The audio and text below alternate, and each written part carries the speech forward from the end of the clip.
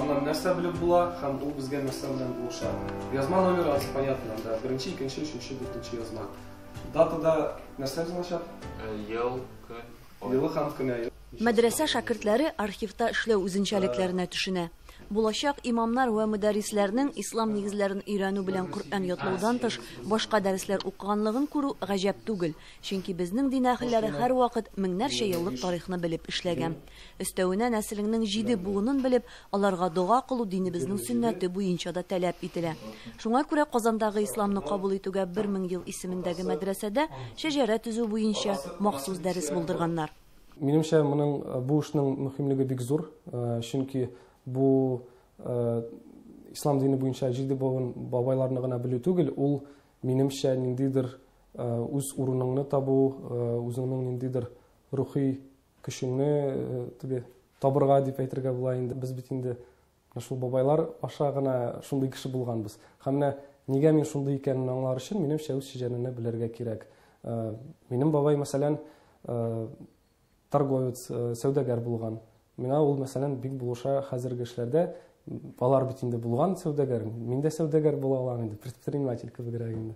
Һәм шуңа күрә мәсәлән шулай аларның кем булганын, аларның нинди булганын белсәң, ул сиңа минемчә бик ярдәм итәчәк. Һәм шәкертләр, алар киләчәктә имамнар булачак, Алла бирсә, алар инде гомумән кешеләр аларга мөрәҗәгать итсә, ничек мин шәҗәрәмне төзергә дип алар аны белергә тиеш. Кызыклы исемнәр, әйме? Mesela ol Mehmet, ol Mehmet. Рамил Габдрахимов шәҗәрә төзү остасы. Ул үзенең 7 буын оешмасы белгечләре белән берлектә инде 150 гаиләне шәҗәрәле иткән. Шуңа күрә шәкертләр белән уртаклашырдай тәҗрибәсе бар. Ә мәдрәсәнең үзендә исә бистә тарихына, биредә укыткан галимнәрнең тормыш юлын, алай гына түгел, аларның нәселләрен өйрәнүгә инде күптән зур игътибар бирелә. Хәзер биредә үз музейларында булдырганнар, һәм аның тур башында Пәйгамбәребез Мөхәммәд саллаллаһу алейхи ва сәлламның шәҗәрәсе урнаштырылган. Шәҗәрә фәнен өйрәнгәндә дә birinci derslerini ben şundan başladık. Birinci derske Ramil Efendik bizge kilgeç. Biz mında başladık. Şecerelerini koyladık. Hem Muhammed sallallahu aleyhi ve sellem şeceresinden şundan kirip gittik. Çünkü bizim asılımız şul bitinde.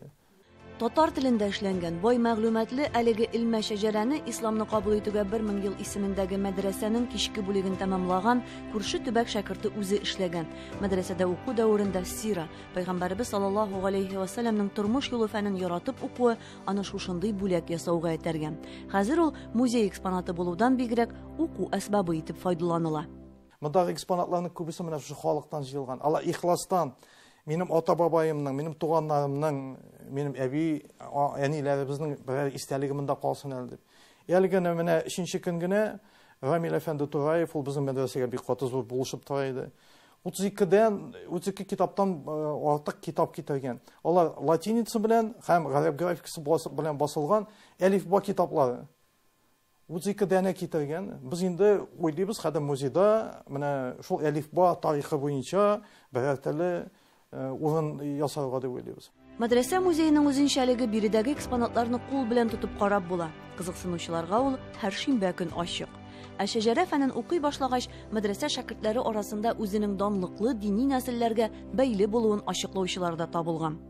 Хәтта менә читтән торып укучы шәкертләргә дә без кичке бүлек шәкертләренә, читтән торып укучы шәкертләребез дә бар. Шихабетдин Мәрҗани нәселенә барып тоташканнар, аннары Ризаетдин бин Фагырдин нәселенә барып тоташканнар. Менә ул бит инде барыбер теге битарафлык түгел, эзләнү бара икән, аның нәтиҗәсе бар дип әйтәсем килә.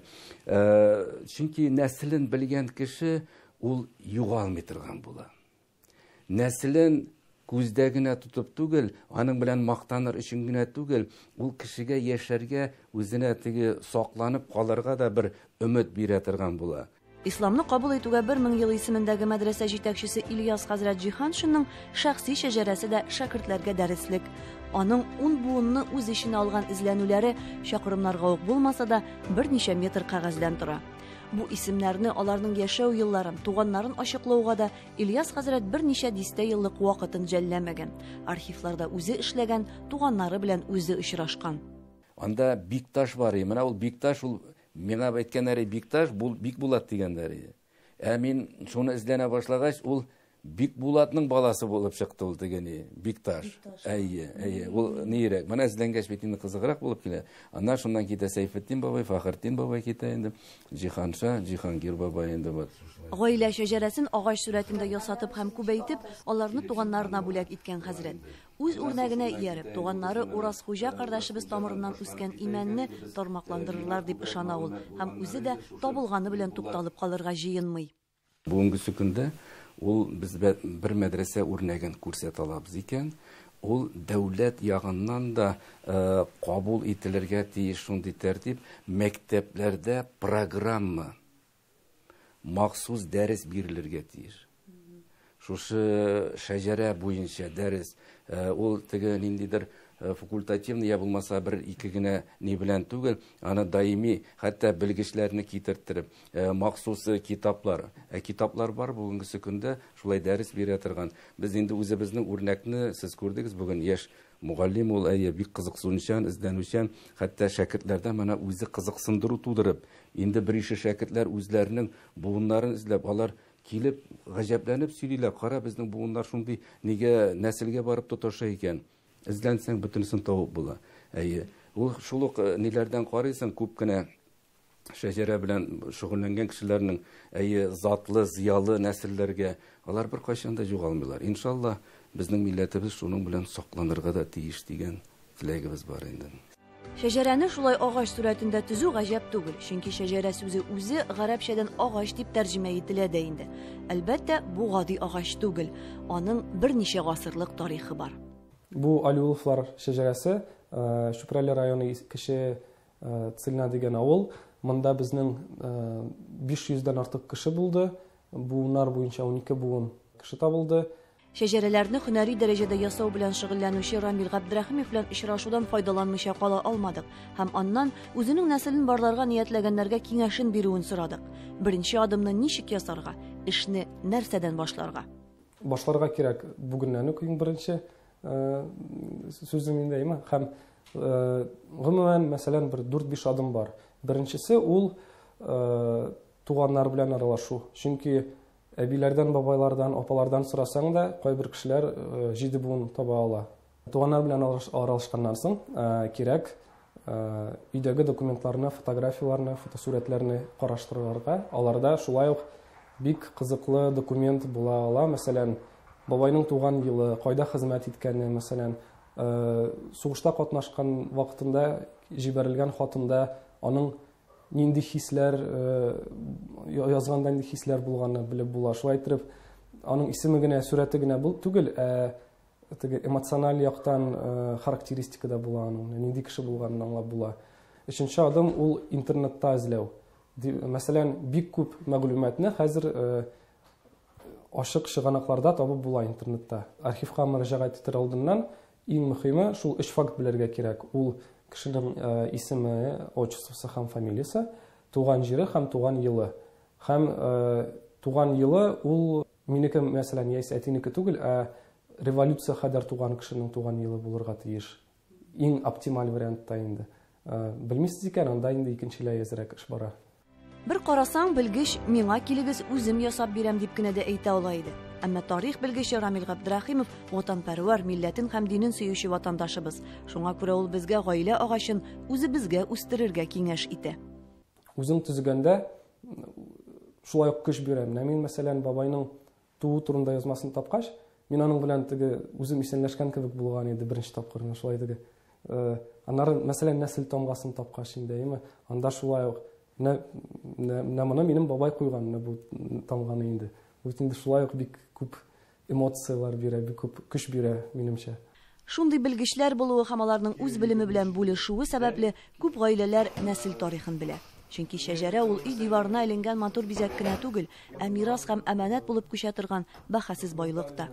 Моны күреп үскән балалар еш кабатлана торган, үткәнен белмәгәннең киләчәге юк дигән әйтемнең мәгънәсенә төшенеп үсәчәк.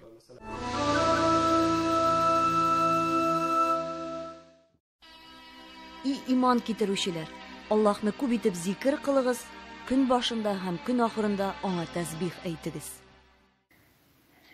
لا إله إلا الله محمد رسول الله بسم Раббыбызның турыдан-туры чакыруына күнеп, 94 яшьлек Хава әби үтемле дугаларын даими кылып яши. Актаныш районында гомер итүче кардәшебез ул яшьтә булуына карамастан, аның зиһене ачык, хәтере яхшы, йөзе нурлы. Ә кулындагы дисбесе мәрҗә мәнәвырлыкларыннан җыелган. Бу гөлнең үзенчәлеге шунда, бу гөлнең орлыклары шундук тишек белән үсә. Ягъни аны тәсбихка җыйган вакытта аларның махсус тишәргә кирәк түгел, аларның тишекләре Аллаһ Тәгалә үзе шулай төзегән. Аларның җипкә генә тезергә кирәк. Һәм аларның матурлыгы да шунда, алар һәрберсе аерым төстә һәм аерым шундый зур градиент белән эшләнгән. Ягъни бер тәсбих та берсенә берсе ошамаган һәм аларның һәр тәсбихны ак төстә җыярга мөмкин, кайберсен төрле төстә җыярга мөмкин, кайберсен карарак итеп. Ягъни һәрбер тәсбих ул уникаль һәм бер тәсбих та икенчесен кабатламый. Ләйсән Султанова Хава әбинең оныгы үзенчәлекле үсемлек үстерә. Коикс дип аталучы үлән бөртеклеләр гаиләлегеннән һәм хәтта бодай белән арышка да охшаган. Азияның көньяк-көнчыгыш җирләрендә үсүче бу тропик үсемлек безнең якларга хас булмаса да, аның орлыклары һәм алардан ясалган эшләнмәләр татар халкының гореф-гадәтендә күптән бар. Күп җылы һәм күп дым таләп итә торган үсемлек. Ягъни ул субтропикта үсә торган үсемлек булганга күрә, аны җылы һәм теге дымлы җирдә үстерергә кирәк. Ой, Ләйсән, монда бер ни бар, бер орлыгы бар. Орлыгы да менә чыкты. Менә шул рәвешле орлыгы чыга һәм ул аннары менә шушы рәвешле карала. Каралгач, ул аннары аны җайлап кына алып җыеп барырга кирәк. Чөнки җыеп өлгермәсәң, ул кыйлып югалырга мөмкин, яки җирдә үссә инде ул төшеп яңадан икенче елны чыгарырга мөмкин. Шуңа күрә аны җайлап кына менә хәтта әбиләрнең шундый кечкенә савыты тора торган була. Менә бу шилмә кырында шуны үскәнен берен җыеп барып санап хәтта баралар. Алар шулай тиз үсәмени орлыклар. Ул бик тиз үсә. Менә бу үсентегә минем хәзерге вакытта 1 айдан артык тирәсе, хәтта ул менә бу өйдә утырып орлыклар җибәргә кереште инде. Безнең әлеге очрашу Рамазан аенда ук булган иде. Җәй килеп, аның да җылы көннәре башлангач, үсемлекне Ләйсән түтәлгә чыгарып утырткан. Тәсбих орлыклары бирә торган Мәрьям ана гөле менә шулай үсә инде. Дини товарлар базарында әле бүгенгедәй төрлелек бөтенләй булмаган заманнарда безнең уста куллы әбиләрбез аны махсус үстереп, нәфис дисбеләр ясаган. Ләйсән Султанова шушы гадәтне кайтарырга булган. Әнием әйтә, мин кечкенә вакытта ди минем әбиемнең шундый гөле үсә иде ди тәрәс төбендә. Һәм әбием ел дәвамында шул гөлнең орлыкларын җыеп тәсбих эшли иде аннан ди инде. Шуннан күпмәр вакыт үткәч, әнием әйтә, бу гөл бит бер кайда үсми, әйтә орлыгын табыйк әле, үстерик әле шуны дип әйтә миңа. Әйтәм, әйдә. Шуннан соң эзлибез бер кайда буның орлыклары юк. Мин кирип карыйм интернет магазиннарга, интернет ширкәтләренә, төрле теге орлыклар сата торган кибетләрдән карыйм, бер кайда моның орлыгы юк. Моның официаль исеме ботаника китапларында дип әйтсәк, Коикс яки бусинник дип атала ул. Бар шундый исеме слезы Бога Матери дигән исеме дә бар аның. Мәрьям ана күз яшьләре дип әйтәләр инде. Ягъни безнең телдә ул мәрҗәмәнә дип без аны атыйбыз. Бу әбиләрдән килгән шундый атама, ул теге бер нинди китапларда андый атамасын күргәнем юк аның. Мәрҗәмәнә дип безнең әбиләр атап бирде аны. Тәсбих Аллаһны күп тапкыр мактап, зикр сүзләрен әйтү. Аларның иң киң таралганы намаздан соң. Субханаллаһ, әлхәмдүлиллаһ, Аллаһу акбар дип әйтү. Хадис буенча аларны 33 мәртәбә әйтергә кирәк. Мөгаен шуңа күрәдер дә 33ле һәм 100ле төймәдән торган дисбеләр таралган. Бу бик кызык тарих. Булай гына китапларда укыган ишеткәнем юк, бәлки әбиләрдән, дәвәнләрдән сорап белешсәң, аның тарихы бик кызыклар дип уйлыйм. Бу гөлнең дин белән бәйләнеше миңа, минем теге шәхси ниятем бу эшнең теге чын синтетик пластик тәсбихлардан баш тартып, чын күңел белән үстергән, чын күңел җылысы салып үстергән шушы орлыкларны үзебезнең татар мөселманнары арасында тарату. Ул бик җиңел, ул бик теге невесомый дип әйтәләр русча, ягъни Туйылмый да менә бер авырлыгы юк. Авырлыгы юк һәм ул тәсбих тартканда да, менә мәсәлән, ул башта аның эчендә шундый җепселләре бар. Башта ул бераз авыррак йөри сыман.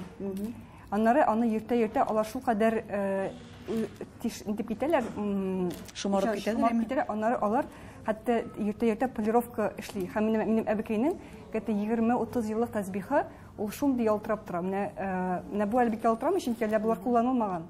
Әнә куллана, ул чын теге аслы таш кебек ялтырап тора башлый аннары. Әбекәйләр өчен ул бик теге зур мәгълүмат түгелдер. Алар бит шуның белән үскәннәр, ул безнең өчен яңалык. Алар өчен ул гадәти хәл.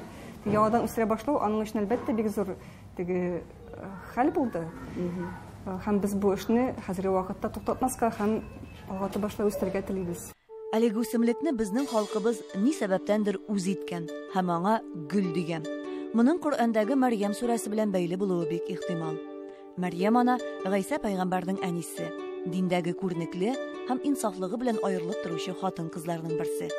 Аның сыйфатларына омтылып яшәүче замана мөслимәләре җыйган мәрҗәмәнә диспеләре дә бик нәфис һәм матур бит. Хәтта Казанда гына түгел, башка чит регионнарда, хәтта Крымда да үстерүче Крым татар кызлары бар хәзерге вакытта. Инде әгәр берәрсе безнең тапшыруны карап, шуны күрсә, шушындай хыял белән янып китсә, сезнең телефон элемтәгә керер өчен бирергә мөмкинме? Мөмкин. Мин Telegram каналда шурларны алышларны алып барам сопровождение. Без алар белән элемтәдә һәрвакыт алар белән кемнең урлыгынча үсте, кемнеке чыктымы, чыкмадымы, кемнеке яфрак җибәрде, кемнеке нитте. Һәрберсен белешеп торабыз, чөнки минем өчен бу һәрберсе күңел җылысына үстергән орлыклар, ничек үсте, ничек китте, туры килдеме, туфрага туры килмәдеме. Мин һәрберсе өчен борчылам. Өйдә үстергән вакытта бик җайлы үсә, ел дәвамында. Но аның ул чакта теге җирдә үсмәгәч, бераз теге кысынкырак үскәч, ул бик җәйлеп китеп үсеп китә алмый. Шуның белән генә бәлки орлыклар әзрәк буладыр. Минем үземнең шәхси төгәл ел буена үстергәнем юк өйдә. Мин ел сайын үстерәм бакчада. Былтыр җәй бераз коррак килде безнең якларда. Былтыр мәсәлән бик әз орлык алдым мин.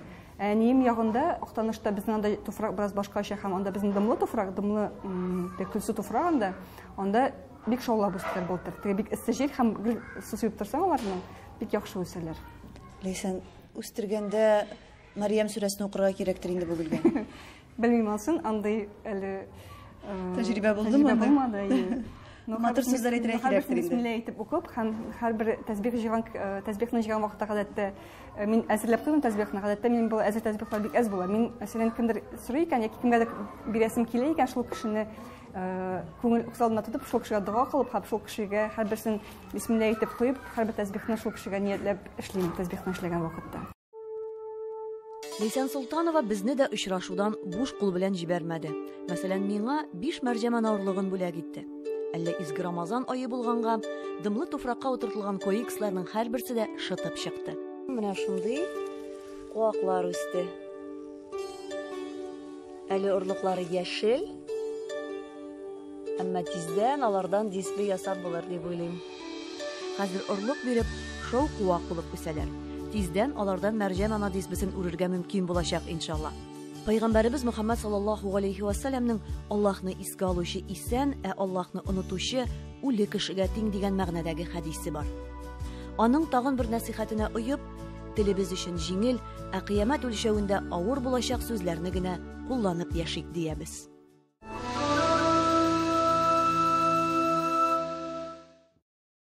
Ассаламу алейкум ва рахматуллахи ва баракатух, мөхтәрәм мөселман кардәшләр. Аллаһ Тәгалә адәм баласына җир йөзенә килгәннән соң һавасын бирде яшәргә мөмкинчелеген. Яшәргә мөмкинчелек дигән әйбер арасында бар безнең ризыкларыбыз. Менә шушы адәм баласы белгәнебезчә ясалган җирдән, балчыктан. Һәм шушы балчыктан үскән ризык, шушы җирдән чыккан ризык инде ул безгә иң кулайы, иң туры килә торганы булып тора. Күз күреме күргән җирләрне чәчәбез, урабыз.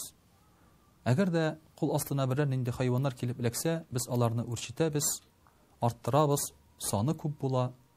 Һәм шулар хисабына әлбәттә байыбыз. Ашап кына, тукманып кына калмыйбыз, тормышыбызны яхшы шартларга күчерәбез. Аллаһ Тәгалә, мөхтәрәм кардәшләр, менә шушы биргән байлыкларыннан әлбәттә ул юмартлык белән биргән. Әмма шушы байлыклардан билгеле бер өлешен кире сорый. Бер караганда шушы кире сорауны без инде ничектер тартып алу белән күз алдына китереп чагыштырабыз.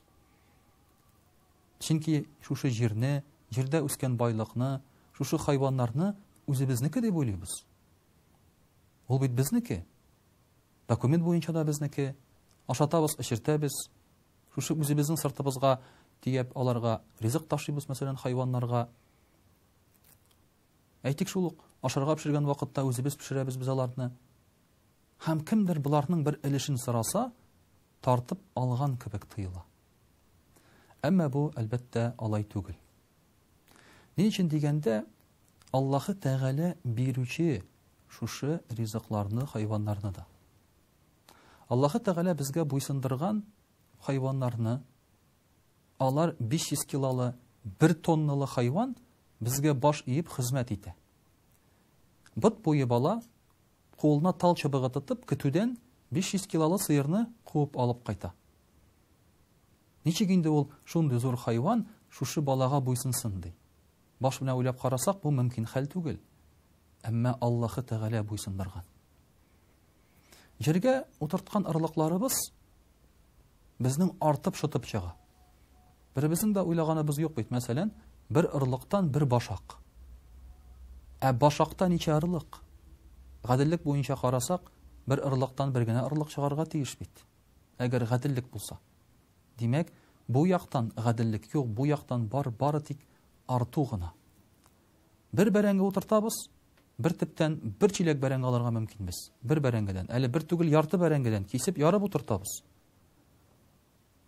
Менә шулай итеп Аллаһы Тәгалә безгә биргәнен кай вакытта күрмибез. Бирүче Аллаһы Тәгалә, арттыручы Аллаһы Тәгалә. Шуның эчендә бездә мөселманнарда Аллаһы Тәгаләнең биргәненә шөкр кылып, рәхмәт әйтеп, садака бирү дигән әйбер бар. Бар үсемлекләрдән бирелә торган садакада. Бу атала гышыр дип. Гышыр дигән сүз гарәп теленнән тәрҗемә ителә, уннан бер өлеше дип. Димәк инде үзебез үк күреп торабыз, шушы уннан бер өлеше дигәч, гышыр дигәч, җыйган уҗымнарның уннан бер өлешен садака итеп бирергә кирәк икән. Бу уҗымнарга нәрсә керә? Бу уҗымнарга бөтен әйбер керә. Моңа керә җиләк җимештә, моңа керә яшелчә дә, моңа керә арыш будай кебек үсә торган ашлыклар да, моңа керә алмалар да, һәм галимнәр моңа кертәләр балны да. Әгәр дә инде кеше шушы үсемлекләрен су сибеп, сугарып, авырлык белән үстерә икән, бу очракта 20дән бере түләнә. Чөнки шушы үсемлекләрне үстерер өчен кеш хезмәт акча күбрәк киткән дигән сүз. Һәм аның да инде биргән вакытта әзрәк өлеше бирелә. 20дән бер өлеше. Кемнәргә бирелә соң бу? Бу бирелә, мөхтәрәм кардәшләр, фәкыйрьләргә һәм мөхтаҗларга. Аллаһы Тәгаләгә бирелми, уйламагыз. Аллаһы Тәгалә сораса да, ул аны әйтә, син бир әнә тегенгә ди. Чөнки тегенең ди, бүген ашарына юк. Ниндидер сәбәпләр аркасында ул ризыксыз калган. Үзе үстерә алмаган, үстергәне халак булган, яки эшли алмаган, гарип-гәрәбә булган, сабый булган, шулай бит, ялгыз булган, карт-кыры булган. Шуңа күрә син аларга бирди. Мин җир йөзенә биргән ризыкларның өлеше аларга да эләксен. Бу алан шушы ризыкларда аларның да өлеше бар ди Аллаһ Тәгалә әйтә.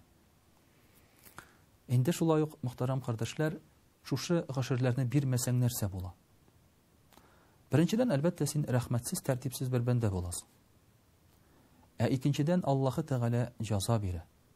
Мәсәлән, Пәйгамбәрбез саллаллаһу алейхи ва саллям әйтә, әгәр кеше закат түләмәсә, гышыр шулай ук закатка керә, Аллаһы Тәгалә яңгыр бирми ди, уңышлар бирми ди. Әгәр хайваннар булмаса, бөтенләй кырылык булыр иде ди.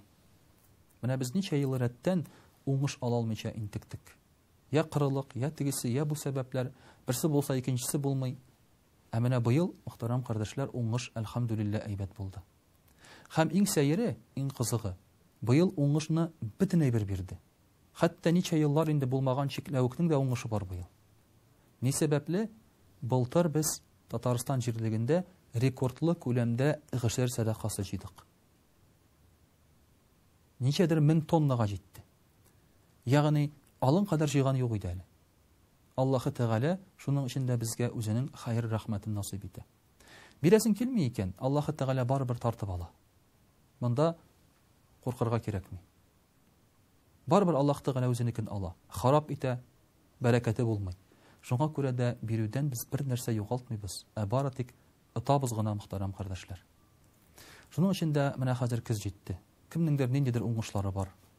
кемдер нәрсәдер җыеп алган. Менә шушыларның өлешен чыгарырга тырышыйк. Уңышлар белән бирә алмасак, акчалата бирергә була, кием белән бирергә була, башка бер кешегә файдалы әйбер белән бирергә була. Әгәр дә мәсәлән синең 10 капчык бәрәңге күтәреп йөрисең килмәсә, каядыр барганда. Аллаһ Тәгалә безгә монысын да җиңел әйткән. Шуның өчен дә без Аллаһ Тәгаләгә рәхмәтле булсак, Аллаһ Тәгалә дә безгә карата киң рәхмәтен бирә. Һәм дә ки ризыксыз калдырмый, безне Аллаһ Тәгалә ярдәмсез калдырмый. Вассаламу алейкум ва рахматуллаһи ва баракатуһ.